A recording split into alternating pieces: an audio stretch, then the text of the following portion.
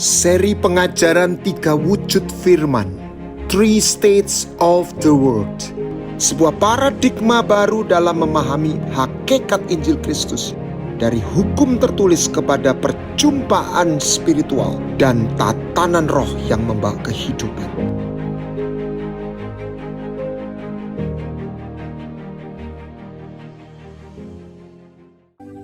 Selasa ini adalah season yang terakhir, tetapi belum terakhir. Pembicaraan kemarin saya tergerak, kita sudah melihat dalam perjalanan 7 session ini, ada banyak poin yang belum masuk di dalam buku itu. Loh kok nggak ditulis? Ya itulah pewahyuan dan terus berkembang. Bukan berkembang, artinya saya berjalan aja.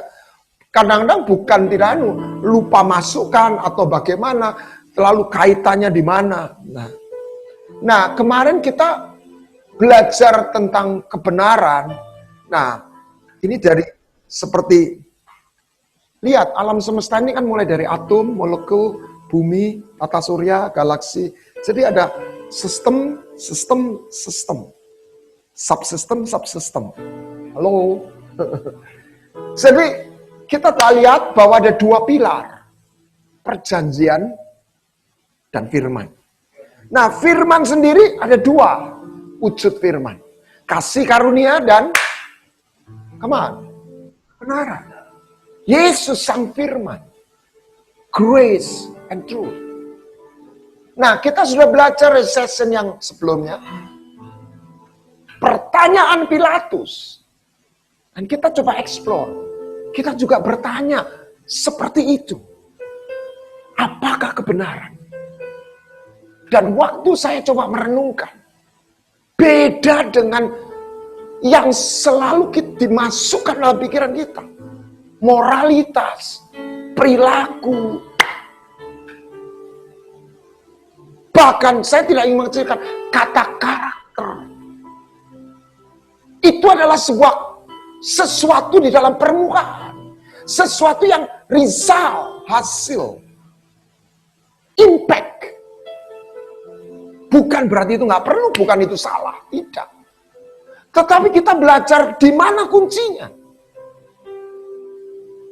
Saya baru dikirimi gambar bagaimana LGBT itu makin marah. Saudara, apa itu LGBT? LGBT bukan soal doing.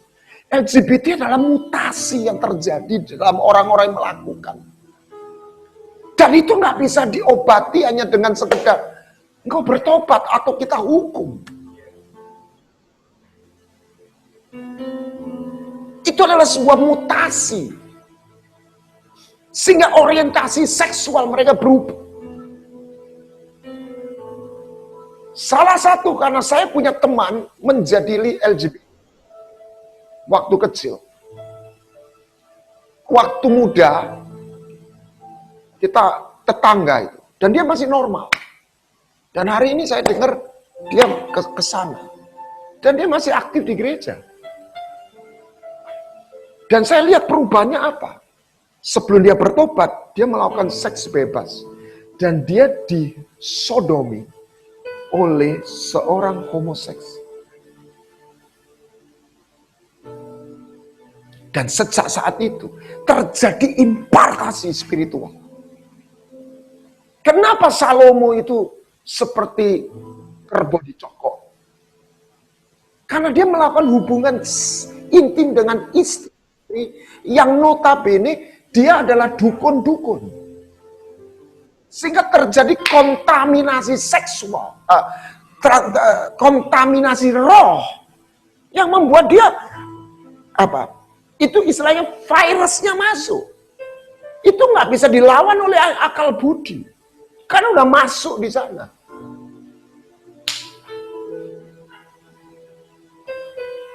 Sudah demikian kita sudah belajar bagaimana kerusakan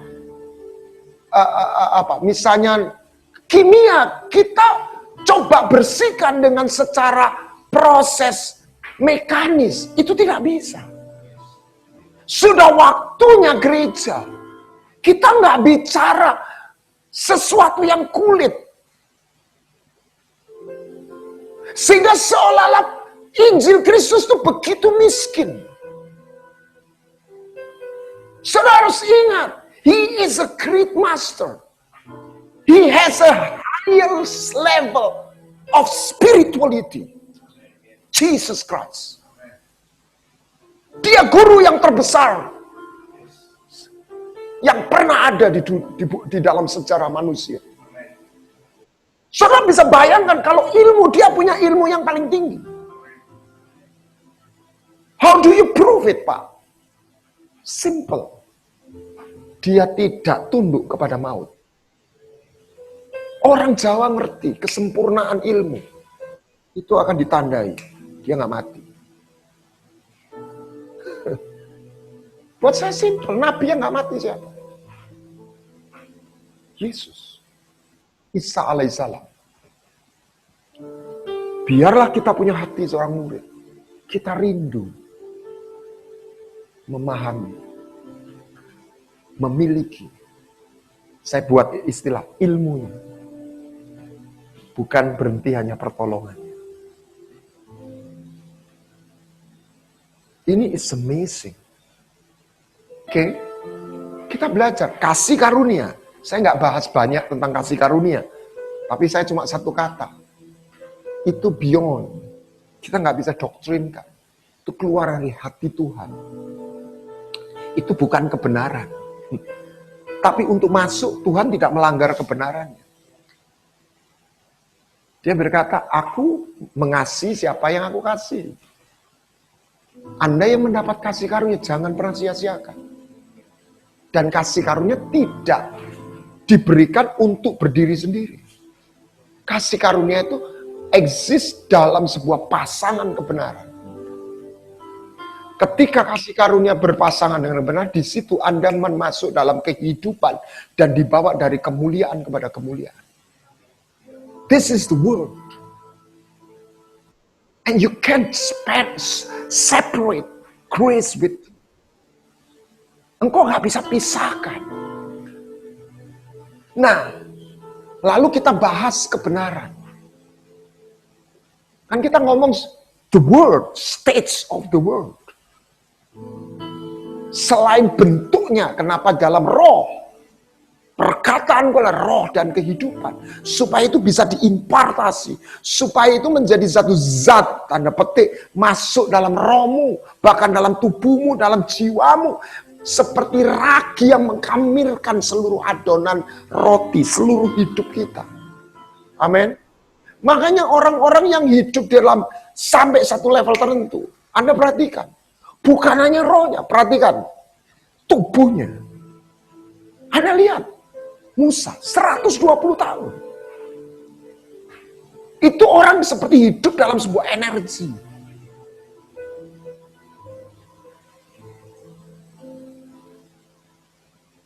Bukan hanya pendekar silat saja. Musa nggak mati di HCOS. Dia mati di gunung. Sebelum naik gunung gimana? Sebelum sampai di gunung gimana? Dia naik gunung dong. Naik gunung jalannya berapa jam? Itu opa 120 tahun loh. Can you imagine? Pernah nggak mikir gereja? Oh Tuhan, kok kayak begitu ya? Kayaknya hari ini nggak ada ya pendeta 120 tahun bisa naik gunung. Nggak ada orang 120 tahun nggak pakai kacamata. Loh. Saya nggak ngomong yang pakai kacamata dosa loh ya. Saya katakan, what is the secret? Anda perhatikan 40 tahun, orang Israel nggak kenal dokter.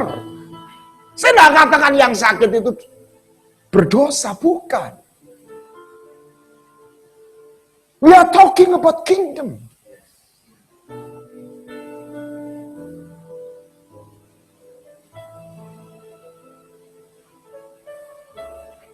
Nah, kebenaran itu apa? Kebenaran, Yesus membawa sebuah paradigma baru. Truth is a person. Dan kebenaran itu being, truth. Source-nya itu truth, bukan righteousness. Dari truth termanifestasi menjadi doing.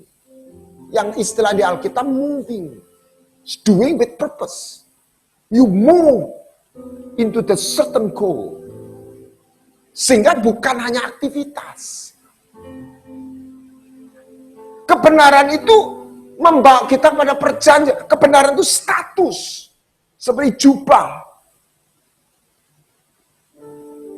Jadi ketika orang dirubah statusnya, ada impact nasib. Apa? Fasilitas. Hak untuk akses.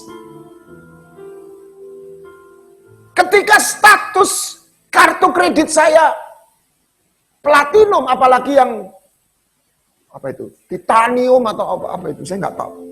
Saya nggak punya sih. Punyanya platinum tok. Dulu platinum udah paling tinggi. Nah, ketika masuk di airport, ini zaman belum pandemi, ada lounge yang menerima. Saya bisa masuk ke lounge. Kalau kartu kredit saya itu silver, dia saya nggak bisa. That's a status. Status membuat Anda punya a certain level of access. Amin. Gimana Anda dapat BPJS? Karena Anda warga negara Indonesia, status. Apalagi kalau Anda warga negaranya apa itu? Dubai atau negara-negara yang katanya Brunei gitu ya. Ini secara fisik, wah udah nggak kerja aja udah dapat duit. Nggak mungkin melarat, nggak mungkin miskin. Halo, itu status. Kebenaran itu status, a gift. A person. Kebenaran itu jalan. Sekali lagi, tolong sekarang letakkan kebenaran. Hukum tertulis itu sebagai mapping aja. Kita bicara kebenaran, kita nggak bicara soal peraturannya ya Pak. Tidak begitu. Sehingga kebenaran yang spiritual itu yang merubah keberadaan Anda, merubah hidup kita. Dan kebenaran itu memiliki dan mengandung kehidupan. Bukan mati. Kebenaran itu tatanan. Bukan peraturan. Nah, ini yang ke-8. Itu 7 pokoknya. Kebenaran itu keselarasan. Nah, untuk itu kita lihat gambar besarnya. Nah, ketika kita bisa akses, saya masih belajar. Tapi beberapa kali saya doakan orang lewat telepon. Orang merasakan satu energi yang mengalir. It's so natural.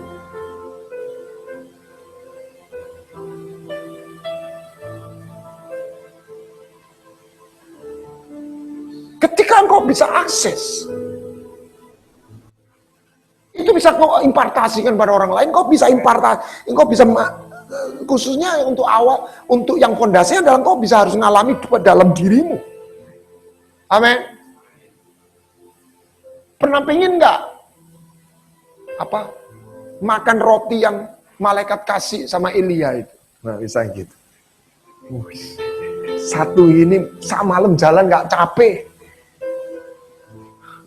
Itu pil dari surga loh, itu roti dari surga itu. Loh, Anda jangan bayangkan surga itu terlalu rohani begitu loh, maksud saya. Terlalu rohani. Itu energinya dalam mana? Tubuh loh. Ini nggak ngomong roh, tubuh. Anda dan saya butuh kesehatan tubuh nggak? Butuh. Amin.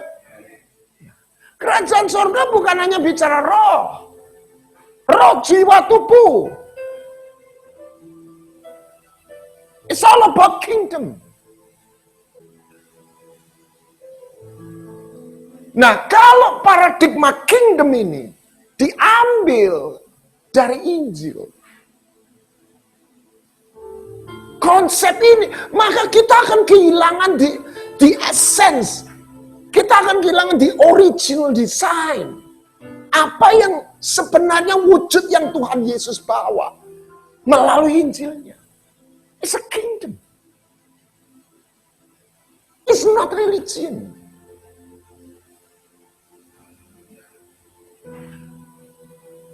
Saya ngomong begini nih bukan nunjuk-nunjuk orang. Saya sendiri tuh malu sendiri sama Tuhan. Aduh, rasanya kok jatuh tenan ya Tuhan ya. Saya tuh kerosok rasain, aduh. Tapi saya lihat sekeliling itu kadang-kadang, loh, kok ada orang yang lebih nggak ngerti ya dari saya, gitu loh, gitu. Saya sendiri tuh merasa, aduh Tuhan, saya tuh kok begitu, apa ya, pemahaman saya tuh kok sangat kurang ya, gitu ya. Saya ngomong ini bukan lip service, saya sungguh-sungguh merasa saya belum apa-apa. Tapi justru itulah kita menjadi hati seorang murid. Haus dan laparan kebenaran. Nah ini kalau diambil, maka Injil itu akan jadi agama. Menjadi belief system. Makanya orang fight doktrin demi doktrin. Kita nggak ngomong hakikatnya.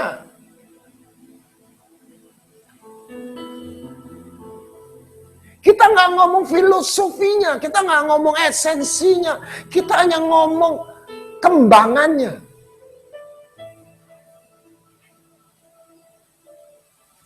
Sehingga apa ini?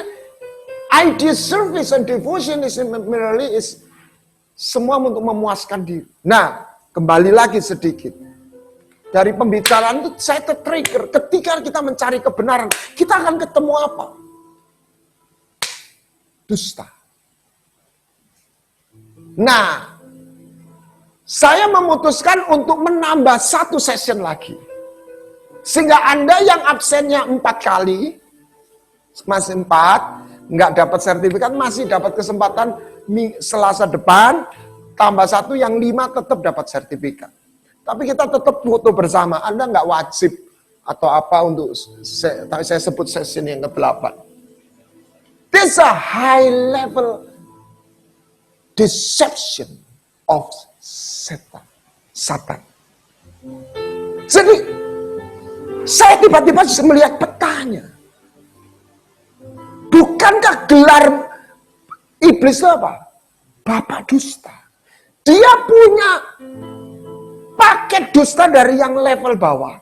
Ketok jahate, ketok eleke, sampai yang tinggi. Wah. Nah, saya dalam perenungan saya dapatkan peta waktu iblis bertemu sama Yesus.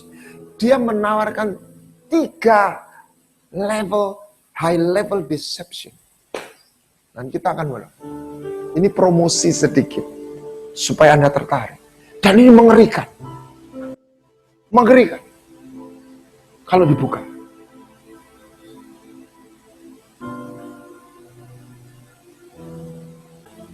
Nah, Anda harus tahu. Tentu saya ini nggak detail, saya sini nggak tahu. Tolong jangan main HP. Jadi, apa itu kerajaan sorga? Kerajaan sorga itu bagaimana? Salah satu adalah, kita lihat ini, kerajaan imam. The kingdom of Christ.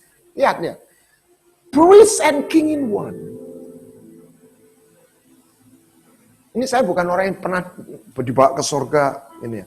Tapi lewat Alkitab, lewat roh Alkitab yang diurapi Roh Kudus. Perhatikan. Tuhan raja itu di mana sih? Tinggalnya raja di mana? Di istana. Bukan di bait. Raja itu tinggalnya di istana. Tapi Tuhan itu tinggal di baitnya. Heaven is a temple. It's not palace. Aneh ya. Ini saya nggak pernah. Lalu Tuhan ada di tahtanya. Jadi di tempel itu ada tahta.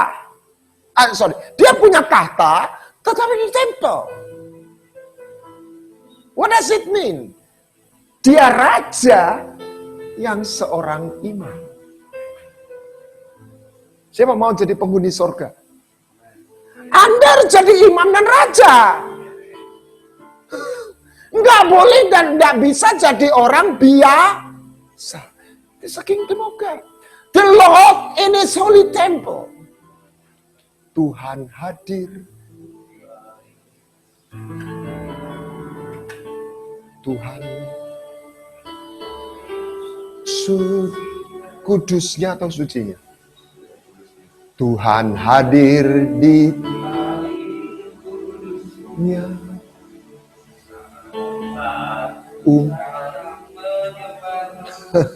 Saya sampai lupa.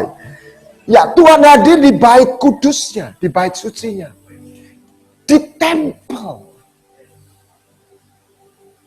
This is a kingdom. Ini coba kita ngintip.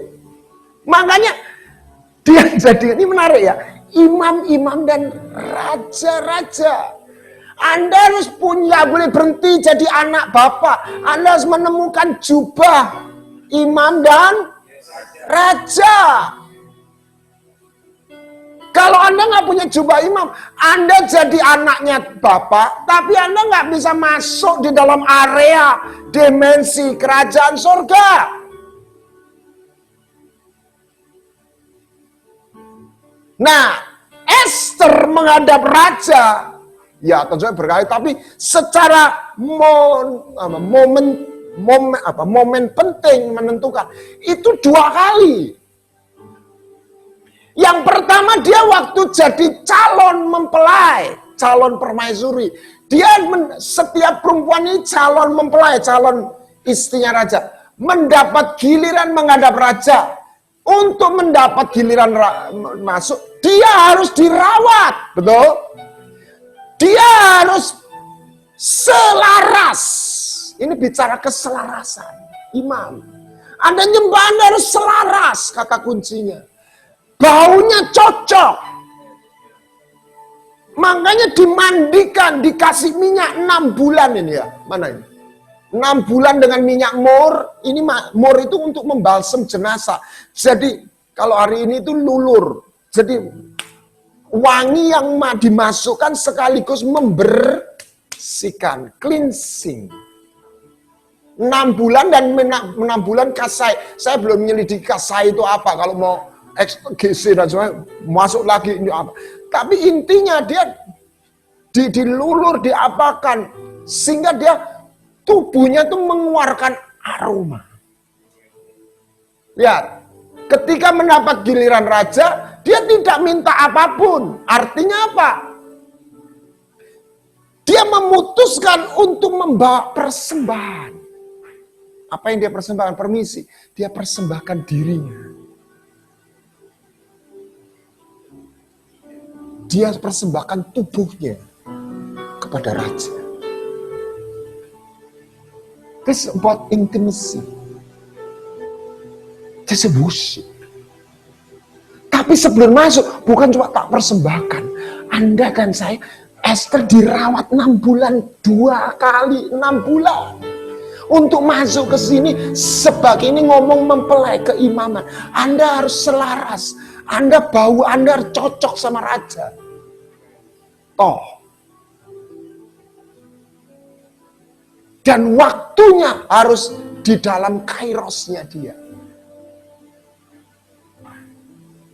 Semerbah narwastu penyembahanku di hadapan sang raja yang duduk di tahta.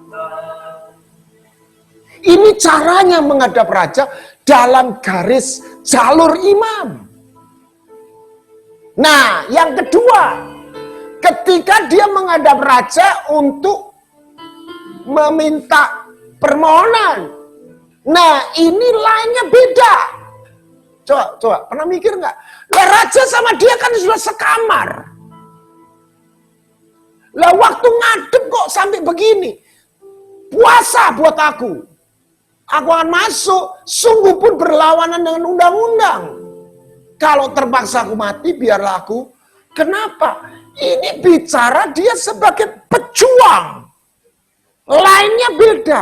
Di sini bicara tatanan.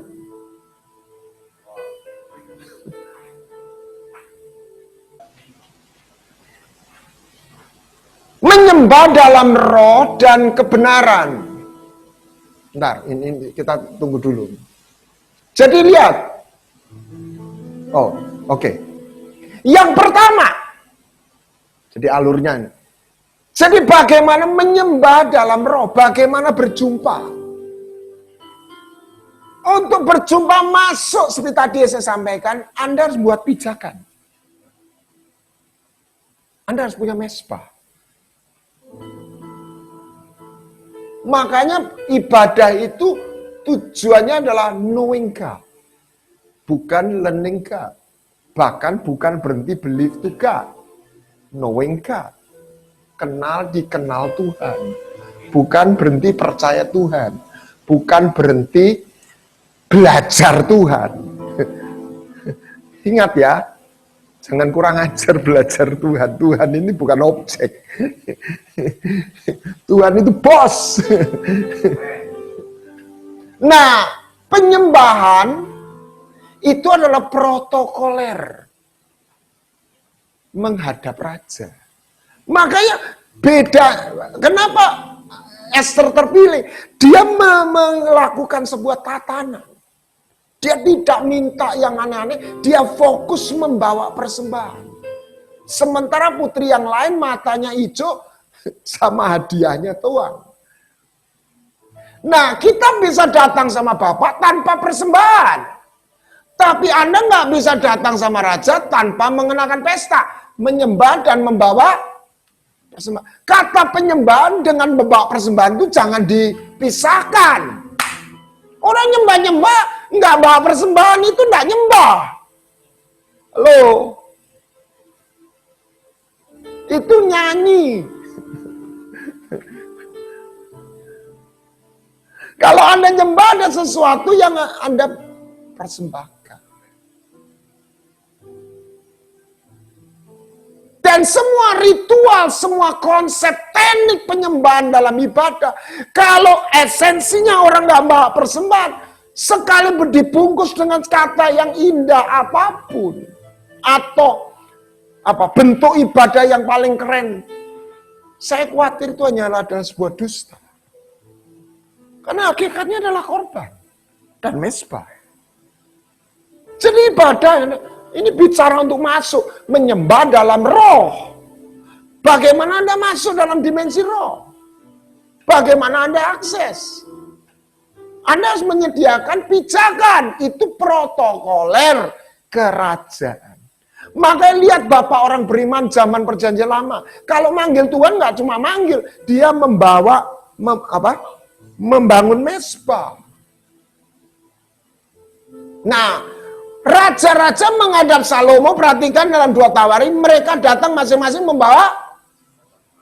Emangnya Salomo butuh kredit? Butuh tambahan?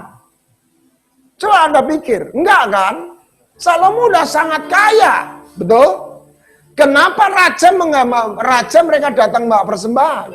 Bahkan Ratu Seba datang juga untuk bukan datang untuk, dia datang membawa persembahan untuk mendengar hikmatnya. Tapi yang luar biasa dia pulang bawa hadiah yang lebih banyak. Jadi bukan Mas Salomo itu kemaruk hadiahnya. Jadi saya pikir-pikir, apa Tuhan tuh kemaruk ya? Duh, sembahan aku, sembahan. Bukan ternyata. This is a protocoler of kingdom. Itu lagu yang suka Ijun itu. Let the weights of glory fall upon us. Let the weights, bobot dari kemuliaan Tuhan itu. Nah, jadi penyembahan itu bukan hanya sebuah ritual, kita hormati. Lah kalau gitu kan Tuhan tuh disogok-sogok gitu. Ingat loh, penyembahan bukan nyogok Tuhan loh.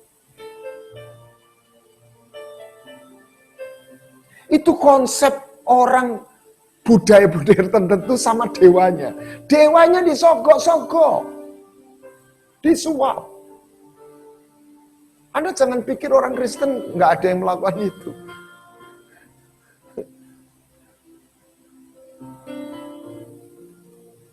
Walaupun kadang-kadang Tuhan itu tahu tapi nggak apa-apa ya, karena memang dia masih orang baru atau apa. Tapi Anda semakin ngerti, kita nggak perlu melakukan itu. Amin. Tuhan juga nggak marah. Tuhan tuh nggak ngamuan loh ya. Dia panjang sabar. Tapi dia nggak maha sabar. Hati-hati. Loh ya, itu Alkitab yang ngomong. Dia maha kasih, ya toh? Tapi dia tidak maha sabar. Hati-hati.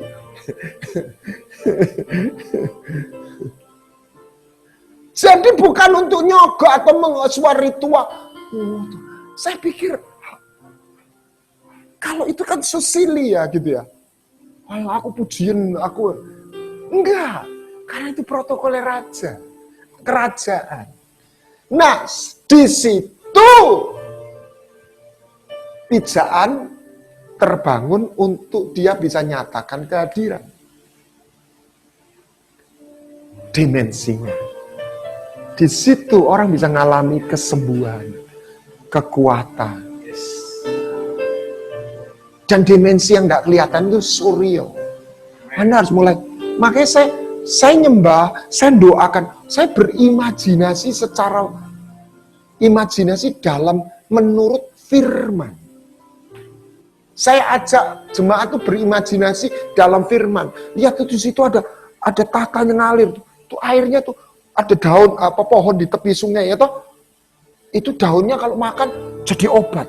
Ada orang yang lakukan makan sembuh. Ya enggak makan daunnya, enggak kelihatan dia. Saya terima. Karena di situ dialirkan kehidupan. Makanya disebut sungai kehidupan, the river of life. Siapa yang minum sembuh. Bahkan yang mati hidup. Nah, lihat. Api kemuliaan itu turun di tabernakel itu turun di mana? Di ruang maha kudus. Nah, ruang maha kudus apa? Portal. Lihat. Kenapa? Di situ apa? Imam besar datang membawa apa? Darah. Dipercik di situ, di atas tutup perdamaian. Ada korban. Nah, di situ dia turun. Yes. Di mana itu lubang ini? Ini di sini. Ini kayak lubang ini di segi. Kok bisa, Pak? Lihat. Musa masuk berbicara, suara dari atas tutup pendamaian. Di antara dua kirim. Nah, itu gambaran hari ini. Secara roh itu ada di sini.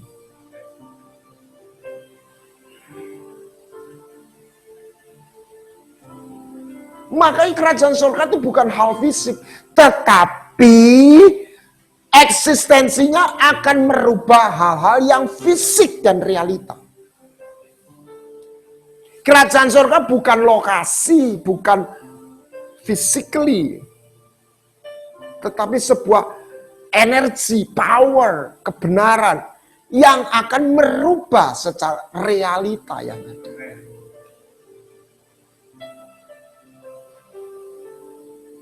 Nah, ketika Yesus secara manusia dia taat memberikan dirinya dibaptis, maka heaven was open. Jadi selalu itu hadir, dia punya pijaan. Lihat, langit atau surga terbuka. To him, ini nggak ada di Indonesia. Nggak terbuka untuk semua orang. Open it to him. Wow. Ini banyak orang. Open to him. Open it to Pak Peter. Open it to you. Kan begitu. Ini bukan mass product.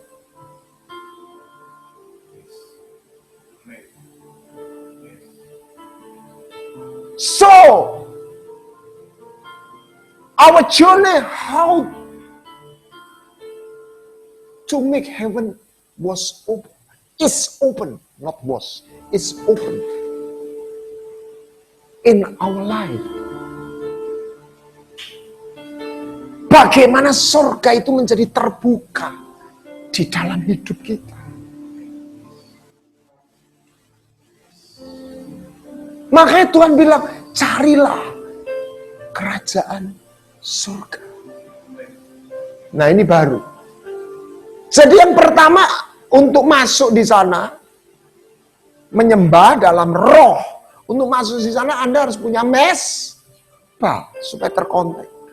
Nah, di sini kalau masuk ada dua, imam dan raja. Ini yang sama, satu keselarasan kata kuncinya, yang dua tanah.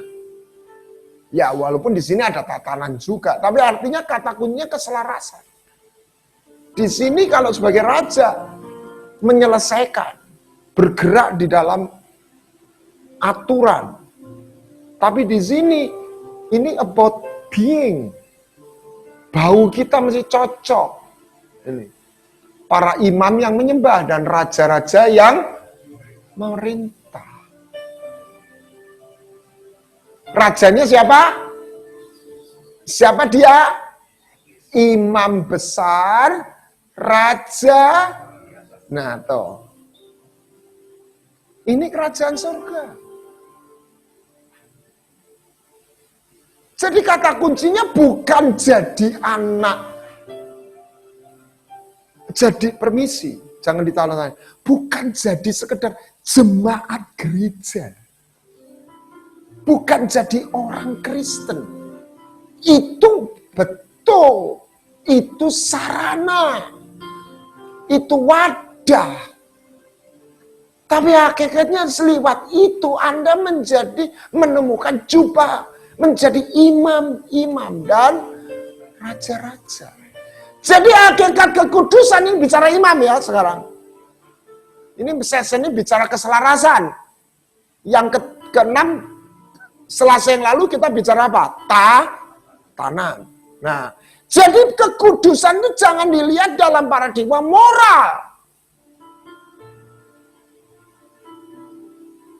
Saya nggak katakan moral itu kita nggak perlu bermoral, bukan. Tapi hakikatnya fokusnya bukan moral, bukan ritual. Tapi kita perlu punya ritual. Apa istilahnya? Liturgi. Boleh, betul, nggak salah. Tapi jangan menjadi sesuatu yang seperti menguasai, seperti sesuatu yang akhirnya menghilangkan hakikat.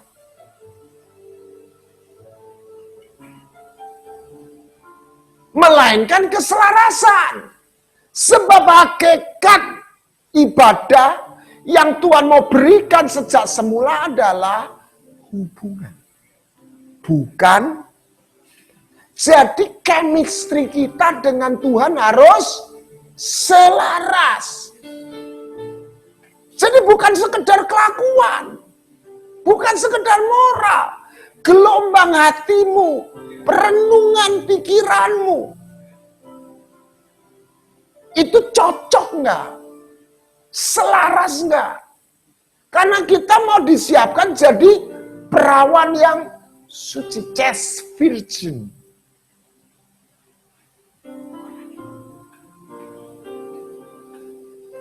Raffi Sakaria. Jadi secara sederhana, iman Kristen mengingatkan bahwa masalah mendasar kita bukanlah moral, namun spiritual.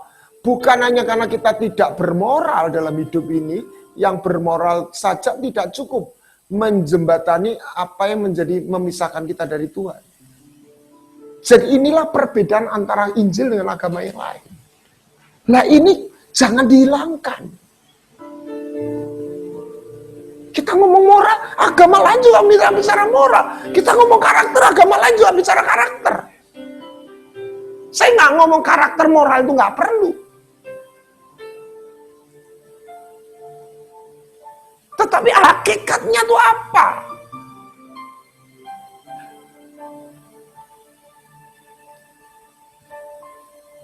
Nah, cocok ini lihat. Makanya ini loh. bahwa darah daging tidak dapat bagian dalam kerajaan surga.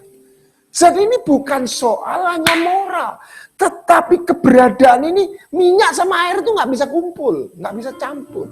Jadi surga harus ketemu yang ilahi. Bahkan Paulus bicara tentang spiritual body. Itu apa bahasa Inggris? Celestial body.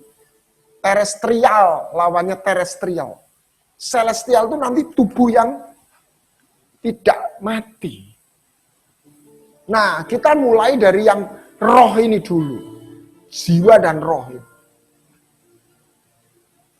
Makanya tubuh harus ketinggalan. Orang selamat pun tubuhnya ketinggalan di bumi dulu. Setelah dia diubah baru bisa masuk surga. Jadi surga itu hanya connect sama sesuatu yang ilahi. Ini bukan suka enggak suka. Ini sudah nature-nya. Makanya di kimia ada air sama air enggak ketemu. Makanya ada pepatah apa istilah seperti air sama minyak. Asam di laut, gunung di asam di laut. Asam di gunung, garam di laut masih bisa ketemu. Ya toh?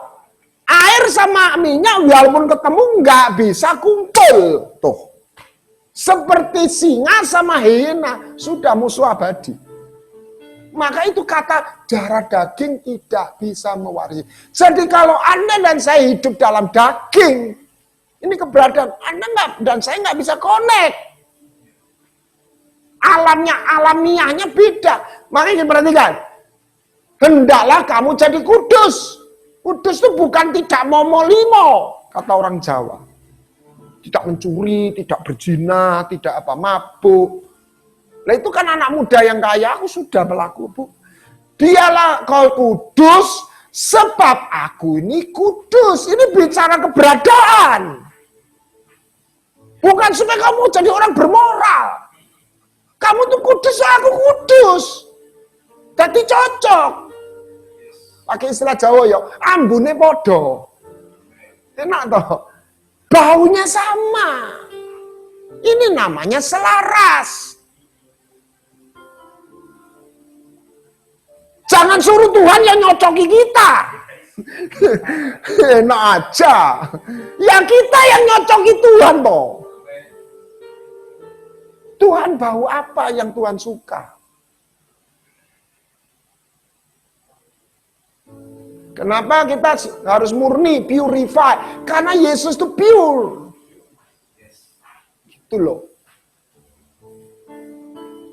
Nah, kasih itu berasal dari Tuhan Allah. Nah, siapa yang tidak mengenal, siapa yang tidak mengasihi, tidak dalam kasih, dia tidak bisa. Tuh.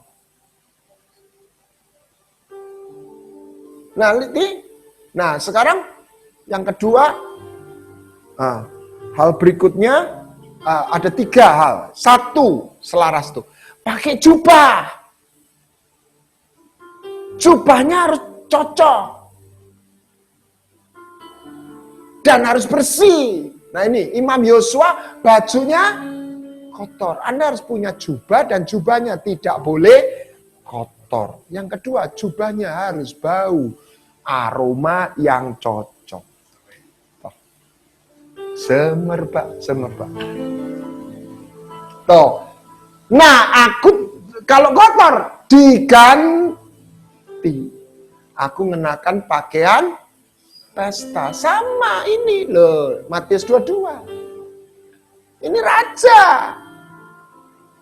Ini mau pesta hidangan, ini imam. Ngomong imam, ini bukan ngomong perang. Perjamuan, keintiman. Harus pakai pakaian pesta.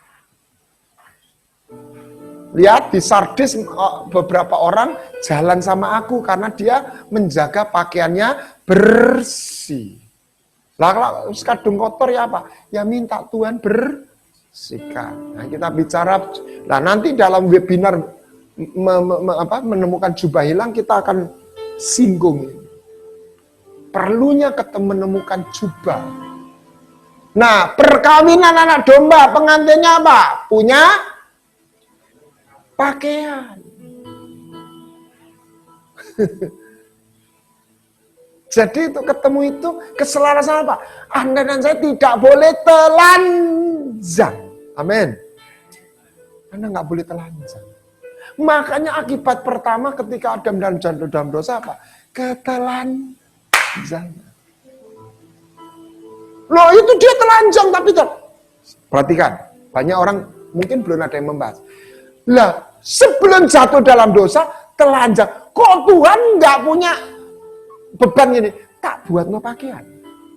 Kok setelah jatuh dalam dosa? Jadi saya ini tafsiran, penafsiran yang saya dapat. Jadi sebelum dalam dosa Adam telanjang tapi dia berpakaian. It's not physically mental robe. It's not physical garment. It's a spiritual garment. Jubah ini. Nah, imam itu mesti pakai apa? Jubah. Yusuf jadi Perdana Menteri dikasih apa? Jubah. Status. Akses. Otoritas.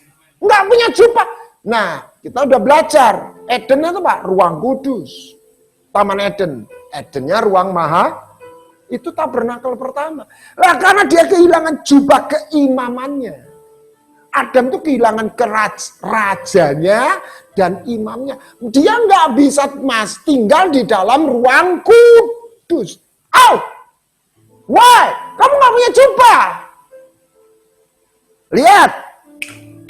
Wahyu 21. Ditutup apa? Berbahagialah orang yang menjaga pakaiannya. Dia punya akses untuk pohon masuk di sini. Semua harus punya jubah.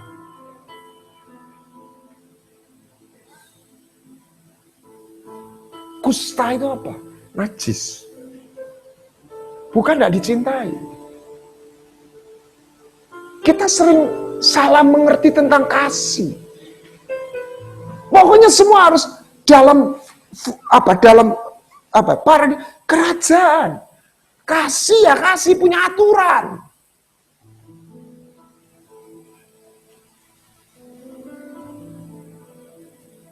Nah, lihat. Itu lagunya 555. 2 atau 5. Berilah pada Tuhan. 2. Berilah pada Tuhan kemuliaan namanya. Bawalah persembahan dia sujud menyembah kepada Tuhan, berhiaskan kekudusan, sujud menyembah kepada Tuhan.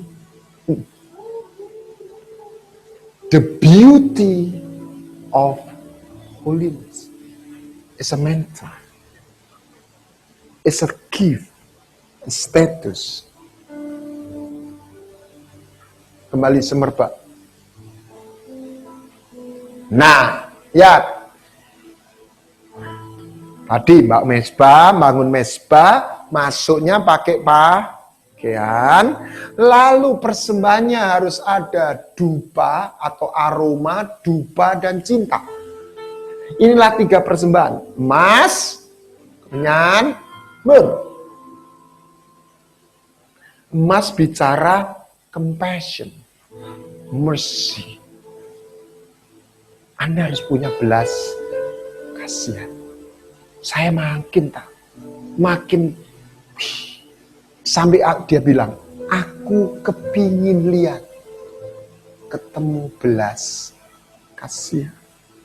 Kalau engkau nggak punya belas kasihan, kau nggak cocok sama aku. Aku ini Tuhan yang penuh belas kasihan. Makanya dia hukum orang yang punya utang nggak bisa bayar, nagih orang yang utang sama dia. Kamu nggak punya belas kasihan. Kamu tak kasih belas kasihan, kok kamu nggak ngasih belas kasihan. Itu saya inget-inget persis, bener. Utang kita aja bunganya nggak bisa bayar.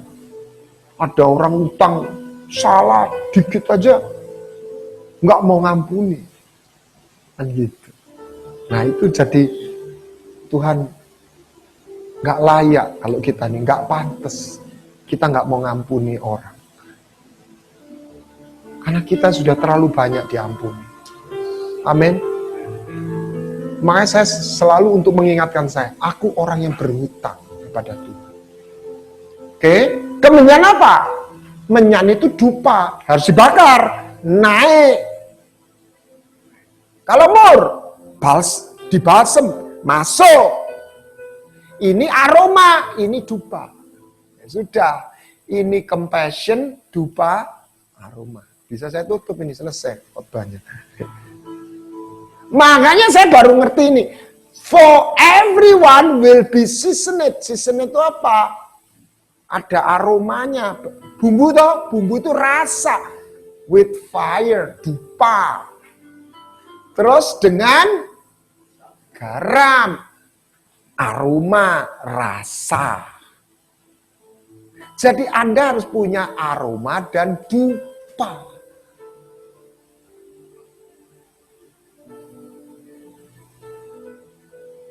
Kapan bandeng rasanya baunya keluar? Steak dibakar. Coba di bau. Amis atau harum? Kalau sudah dibakar baunya harum. Daging itu kalau mentah baunya amis. Jadi hati kita kalau mentah baunya amis. Kalau kita mau dibakar sakit nggak? Sakit. Nemen. Tapi di situ bau aromanya keluar. Aroma itu tidak akan muncul kalau tidak tidak ada api. Tukang masak tahu itu.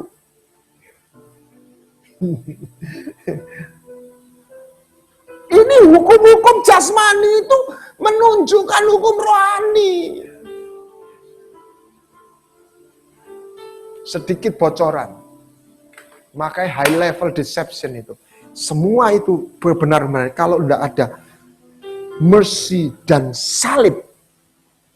Belok bisa. Ego ini semua kebenaran ini kalau ego ini nggak dipotong, nggak disalib. Orang punya karunia, orang punya berkat, tapi egonya nggak dianu. Teruskan, nanti akan melenceng. Lah ego ini susahnya dipotong sih muncul lagi. Ya Anda harus rajin-rajin motong kayak suket itu loh. Kayak rumput, bagaimana rumput itu hijau bagus ya dipotongi tiap hari.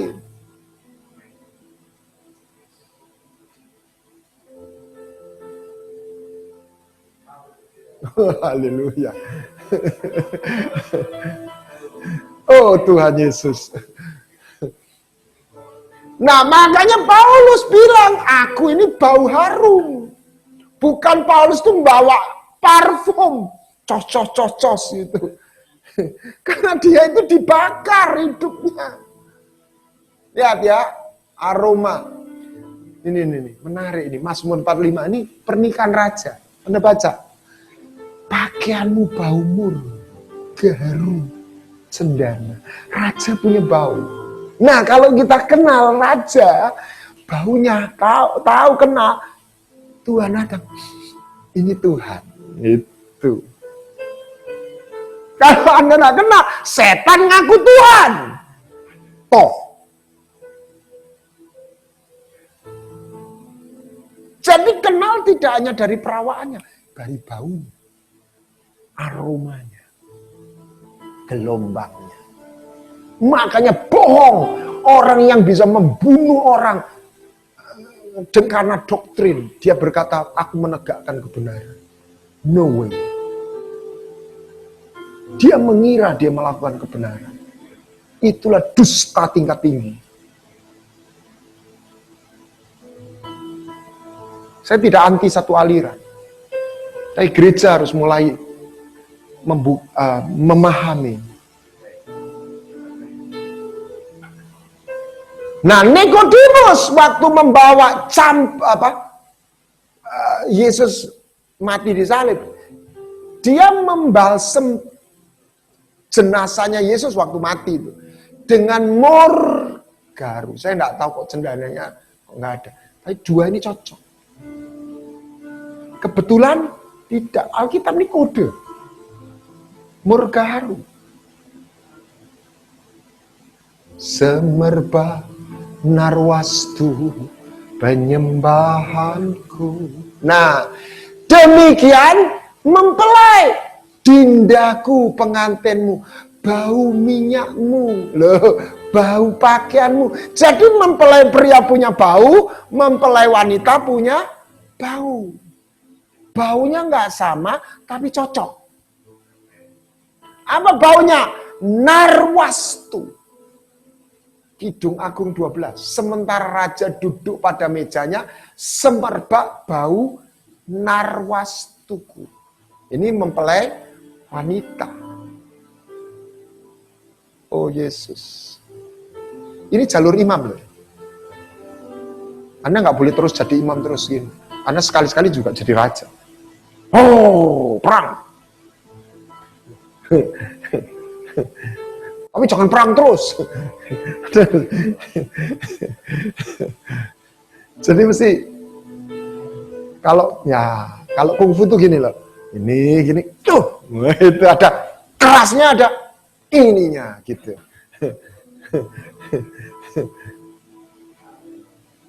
Imam dan raja. Maria secara enggak sengaja. Ini profetik bahwa narwastu dicuci, keluar aroma. Dan raja menerima penyembahan perempuan ini. Wah.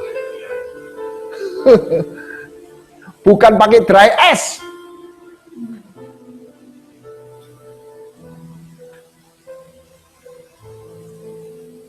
Kalau ini nggak dipahami, gereja jadi klub. Bukan saya anti. Untuk narik milenial, kita harus bergaya, boleh. Tapi basicnya, fondasinya harus dikuasai. Kalau gitu banyak kembangannya, fondasinya, konsepnya nggak ada. Lihat, turun dari Bahtera, apa yang dibawa Nuh? Mempersembahkan korban, dan Tuhan mencium, ini namanya dupa. Waktu Tuhan marah, Israel memberontak, langsung Musa tahu, bawa bara, ini namanya korban pendamaian, dupa. Nah lihat, 24 tua-tua itu satu kecapi, nyanyi, satu apa? Kemenyan. Menyan itu dupa, dibakar.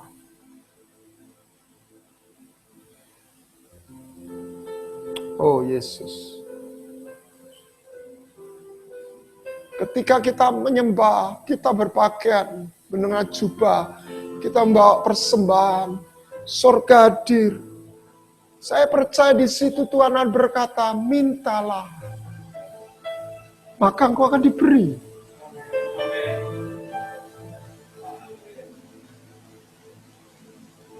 Sebab di situ orang pilihan dengan raja itu terhubung. Sama seperti perempuan-perempuan yang bersama Esther itu. Ketika dia sudah dirawat, dia masuk. Dia boleh minta apa yang dia mau. Amin. Cuma di situ perempuan yang lain, gadis yang lain gagal ujian. Mereka terpesona dengan berkatnya. Esther memutuskan, saya tetap fokus kepada raja.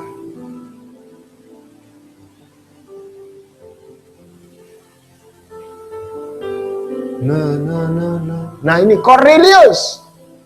Nah yang ketiga apa? Mas, tadi toh. Aroma, itu apa? Mur. Dupa, kemenyan. Yang ketiga emas. Ketika aku ketika aku telanjang, ya kan? Matius 25. Belas, ya, sedekahmu, dia memberi banyak sedekah. Sedekahmu naik ke hadirat Bapa. Hosea 6 ayat 6 yang diutip oleh Tuhan. Aku menghendaki belas, I desire mercy. Jadi rupanya 3 ini. Anda kepingin tinggal di situ, tinggalan. Anda harus ngerti, raja ini, dia mau aroma yang cocok. Narwastu. Dia mau kita datang dengan kemenyan. Perbuatan, ketaatan kita. Sehingga cinta itu bukan omdo. Kita bawa persembahan. Dan kita harus selalu minta belas kasihan. Ketika kita dipenuhi belas kasihan, kita nggak ada tempat untuk sombong.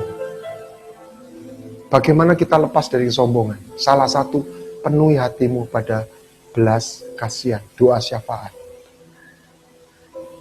Orang-orang yang Tuhan ingatkan, anakmu, orang yang Tuhan taruh, suamimu, istrimu, orang tuamu. Anda nggak punya sempat untuk sombong. Sebab Anda berbelas kasihan. Anda nggak bisa belas kasihan sama sombong in the same time. Betul ya? Waktu kita terenyuh, kita ini nggak bisa sombong. Salah satu untuk kita lepas dari sombong, itu kita terenyuh sama orang. Terenyuh itu apa ya? Ya belas kasihan.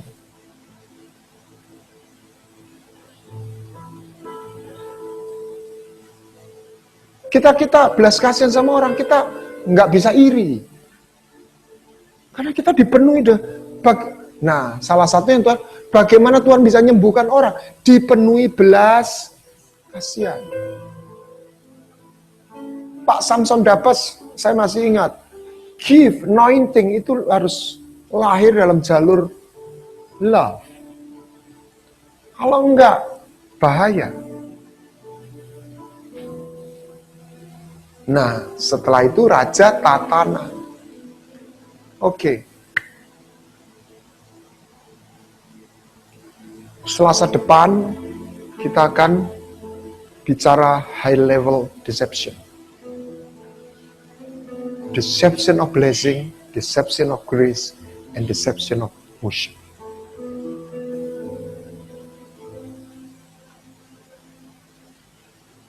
Naga itu menyeret sepertiga dengan ekornya. Apa itu? Dusta. Saya khawatir beberapa orang bahkan merasa dirinya selamat. Dan saya nggak sendirian. Driven by Eternity, John Bevere. Anda baca bukunya. Dia lihat satu penglihatan. Orang orang menghadap tahta Tuhan. Ini saya ngomong, ini saya merinding. Dan sebagian orang, dia jalan begitu tenang, karena dia merasa dia selamat. Waktu dia datang, dibuka, namanya nggak ada.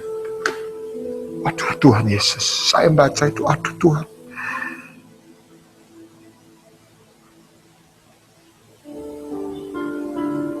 Dia pikir dia selamat. Karena dia melihat iman yang menyelamatkan itu konsep. Konsep iman itu tidak menyelamatkan Anda dan saya. Wujudnya. Tulisan air itu tidak membuat Anda haus jadi segar. Airnya. Amin. Anda dan saya harus ketemu wujudnya.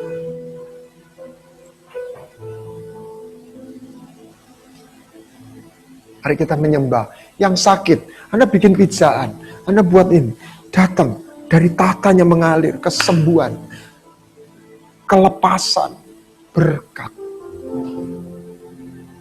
Tuhan Yesus, kami datang kepadamu. Engkau sudah naik ke sorga. Jadi Raja. Tolong teksnya ditayangkan.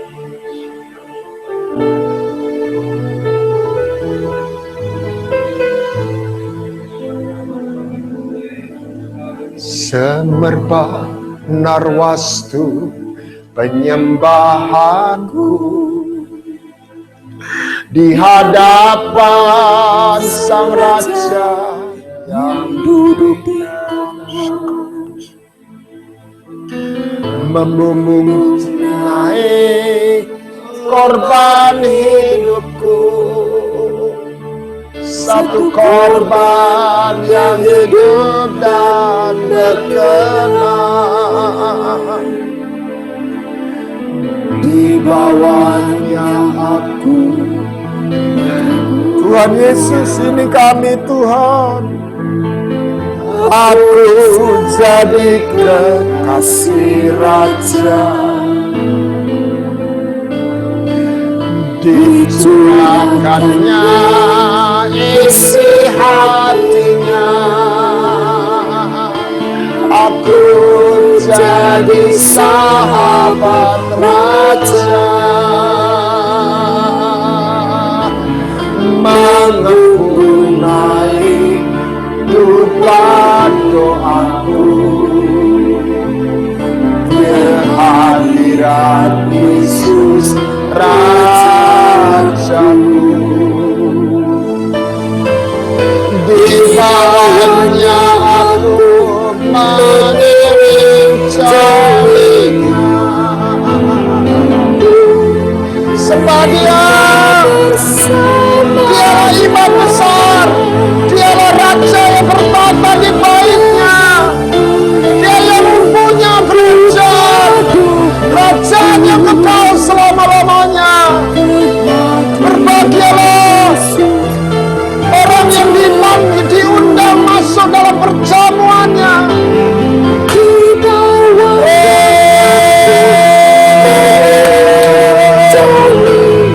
Kenakanlah jumpa pesta, milikilah aroma dan bawalah dupa di hadapannya. Orang masa mereka paso.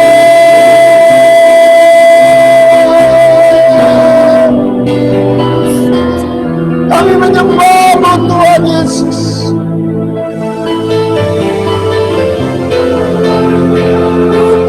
Lewat setiap peserta besok malam ini, yang sakit kesembuhkan, yang susah melepaskan, menghiburkan. Dalam nama Yesus Kristus, Roh Kudus aku minta aliran-Mu mengalir dalam roh jiwa kami.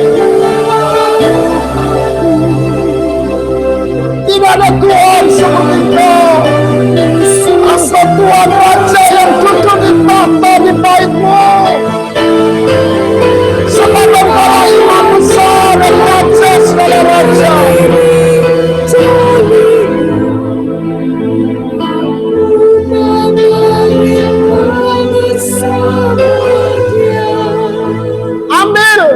Ambil, minum dari sungainya.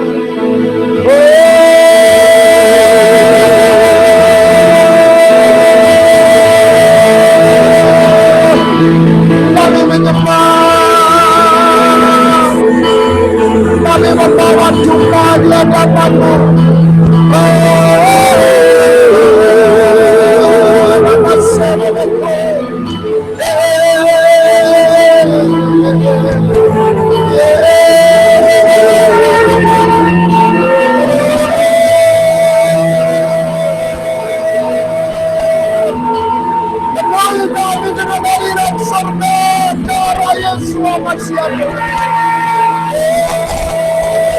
Yang sakit sembuh,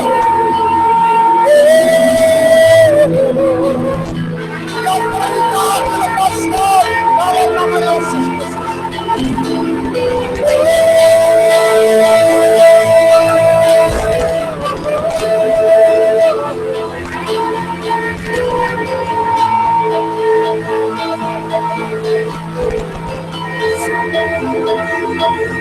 Api-Mu, sungai-Mu mengalir atas kami semua. Buat kami selaras dengan Engkau. Buat kami selaras dengan Engkau.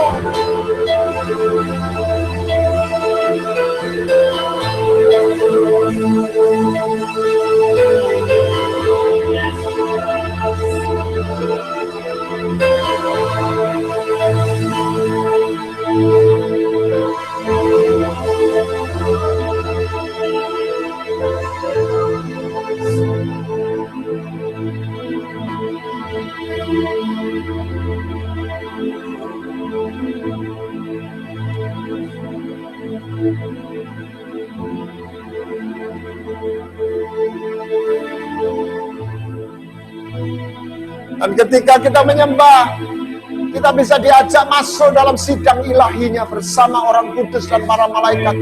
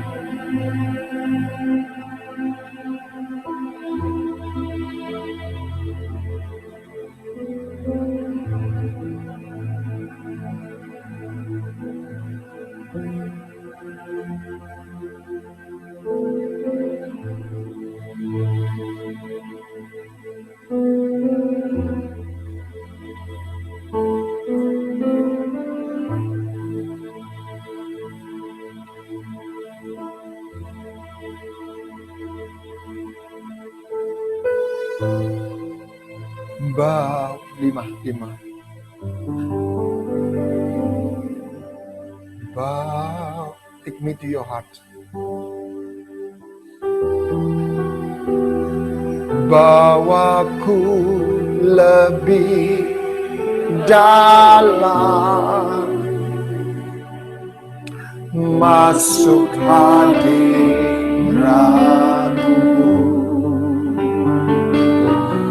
Jangan biarkan ku di belakara.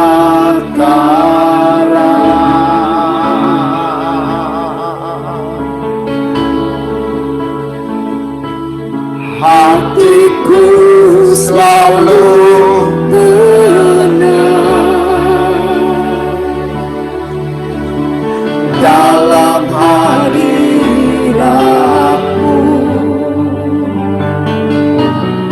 menyembahmu dalam roh dan kebenaran.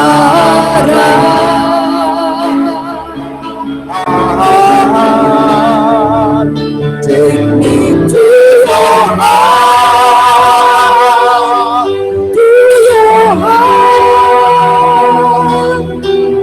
Biar ku selalu dekat. Take me to your heart, to your heart. Izinkan ku melihat kemuliaan-Mu, Tuhan. Take me to your heart. Dengan lembut, take me to your heart, refrainnya. Take me to your heart, to your heart. Biar ku selalu dekat. Take me to your heart, to your heart. Izinkan ku melihat kemuliaan-Mu, Tuhan, kemuliaan-Mu.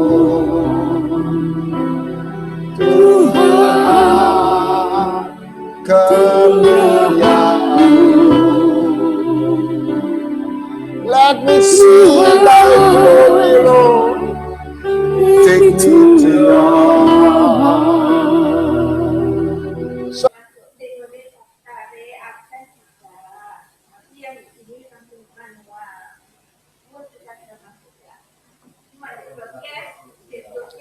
baik, kita masih akan ketemu, walaupun ini bukan pertemuan wajib lagi, tetapi kalau Anda masuk akan menambah jumlah kehadiran, jadi yang sampai sekarang masih 4, secara aturan tidak dapat sertifikat. Tapi kalau nanti Selasa depan ikut, berarti masuk 5, jadi dapat sertifikat. Tapi yang sudah 5, 6 ya nggak ada masalah. Tapi saya mengajak Anda bisa mengikuti yang Selasa depan. It's very very important. High level deception of Satan. Tuhan memberkati. Silakan. Pak, ada yang tanya satu. Ya. Kalau menyembah apa harus menggunakan 3 persembahan? Emas, mur, kemenyan tadi. Kalau 1 atau 2 saja apa bisa? Terima kasih. Sangat bisa. Sangat bisa, tetapi di dalam kehidupan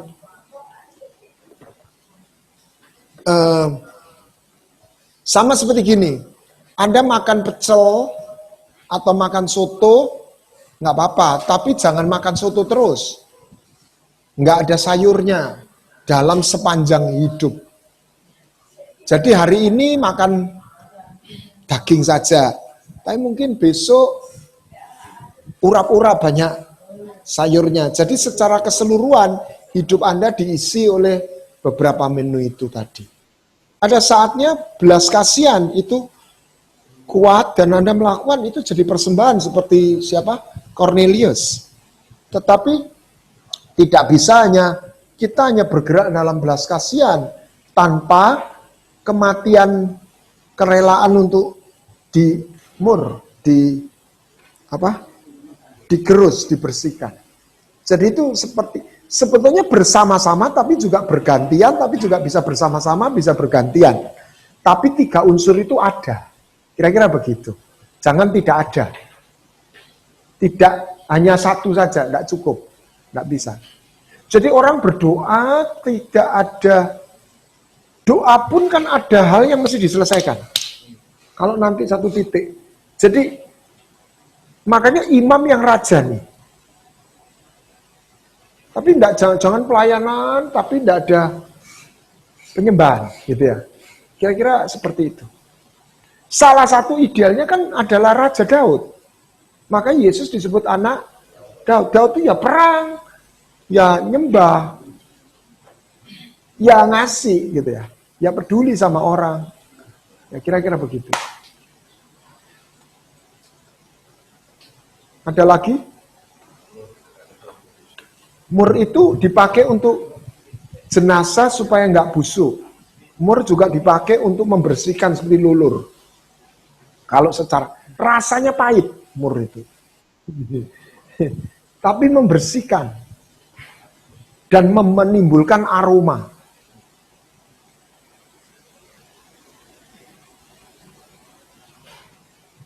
Ingat, anak yang bungsu waktu pulang bau apa aromanya? Babi, najis. Jadi aroma kita ini yang perlu diganti.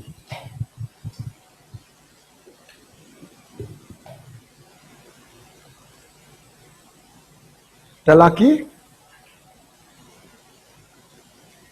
Saya mengajak peserta TSOW untuk menyebarluaskan webinar menemukan jubah yang hilang. Saya sedang menyelesaikan bukunya, tapi waktu seminar saya rasa buku nggak selesai. Tapi saya akan selesaikan, setelah itu kita akan bikin teaching series.